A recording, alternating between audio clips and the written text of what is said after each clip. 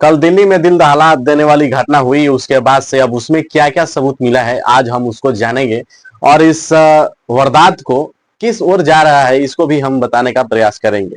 तो सबसे पहले देख लीजिए वो तस्वीर, हम आपको एक एक करके दिखा देते हैं। ये वही स्थान है जहां पर ये बम ब्लास्ट हुआ है या फिर कुछ और ब्लास्ट हुआ है, ये नहीं समझ में आ रहा है बम ब्लास्ट है या फिर कार ब्लास्ट है। ठीक है, बहुत सारे लोग कह रहे हैं कि भाई बम ब्लास्ट हो सकता है, लेकिन अभी पुख्ता सबूत कुछ नहीं मिला है।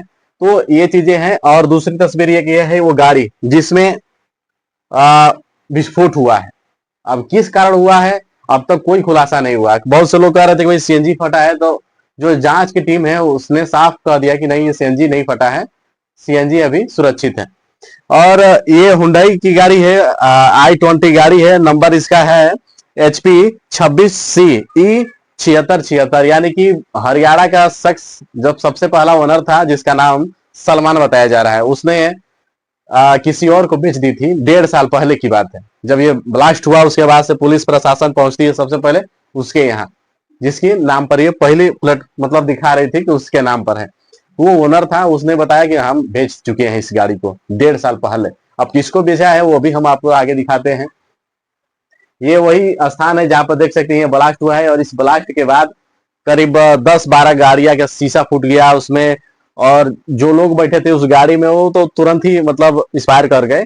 और जो उस गाड़ी में बैठा था उस गाड़ी में वो मास्क लगाया था, काला मास्क। अब इसके पीछे की क्या राज मैं वो आगे बताऊंगा, लेकिन ये दिल्ली में बम ब्लास्ट का अब तक का सबसे बड़ा अपडेट है ये, कि इसमें ये कहा जा रहा है कि आतंकी संगठन शामिल है इसमें। अभी 2 दिन पहले जो वो पकड़ा गया है आतंकी, जो 350 अमोनियम नाइट्रेट लेकर जा रहा था, और वो पकड़ा गया है 350 किलो।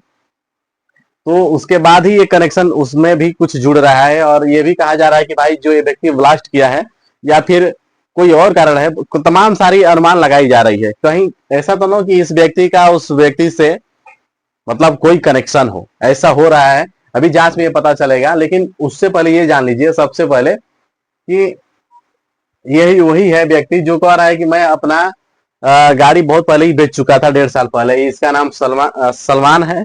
उसके बाद से जिसको गाड़ी बेची उस व्यक्ति का नाम है उमर मोहम्मद।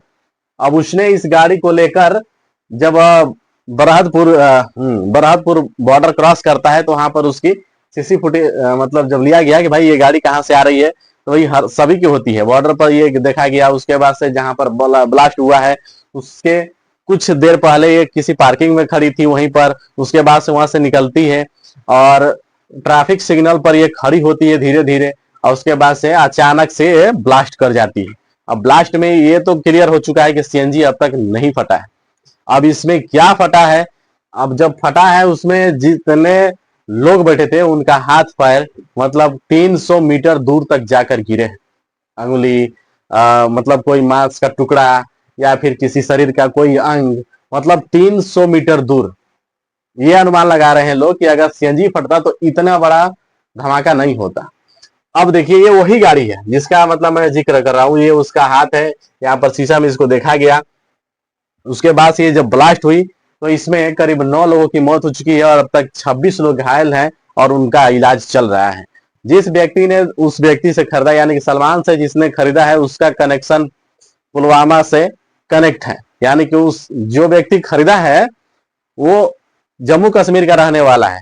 अब वो व्यक्ति पहले आतंकी संगठन में रह चुका है जो मारा जा चुका है, लेकिन उसी के नाम पर अभी ये गाड़ी चल रही थी। अब उसके अंदर कौन है अभी तक कोई खुलासा नहीं हुआ है।